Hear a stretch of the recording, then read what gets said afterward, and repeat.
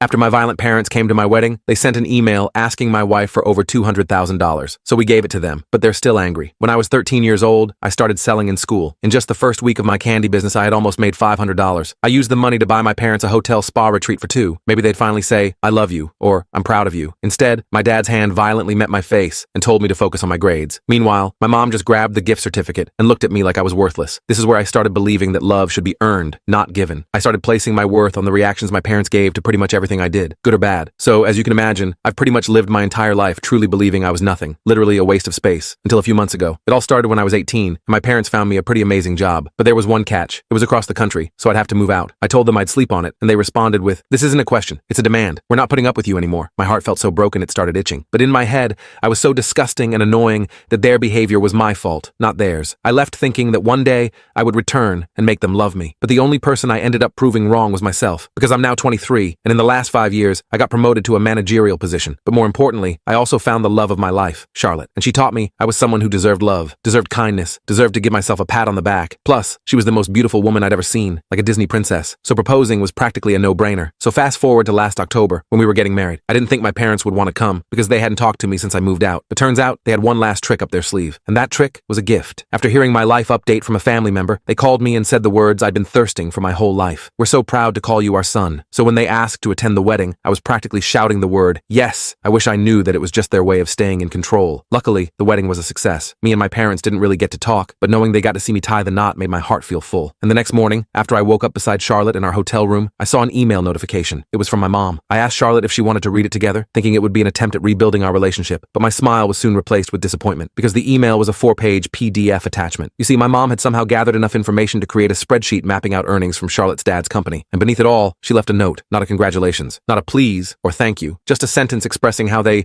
deserved 15% equity in the company as compensation for raising me. My mouth instantly filled with saliva, and the room started spinning. The usual words started replaying in my head. I'm disgusting. I'm a waste of space. I'm nothing. But for the first time, I stopped them, because as Charlotte filled with anger, so did I. Well, Charlotte's dad, Noah, was a family man, and he would have given them damn near 25% if they asked. So we took a deep breath and agreed to talk about it after eating breakfast, when our minds were clear. That evening, we made a decision. We emailed over a digital contract for them to sign to receive 6% equity. The email was meant to end there, but it didn't. I couldn't help myself. I reminded them how they used to wake me up by yelling at me. So in school, I'd get bullied for having a red and puffy face from crying all the time. How I used to wet the bed every night on purpose because I was too scared to go downstairs and use the bathroom. How I used to pay for my mom's monthly shopping sprees with money I earned from my 12th grade window cleaning business. I finished off the email by letting them know I was taking Charlotte's last name and letting the bloodline die with me. Blocking them on every potential method of communication was probably the most satisfying moment of my life, besides my wedding day. But if I'm being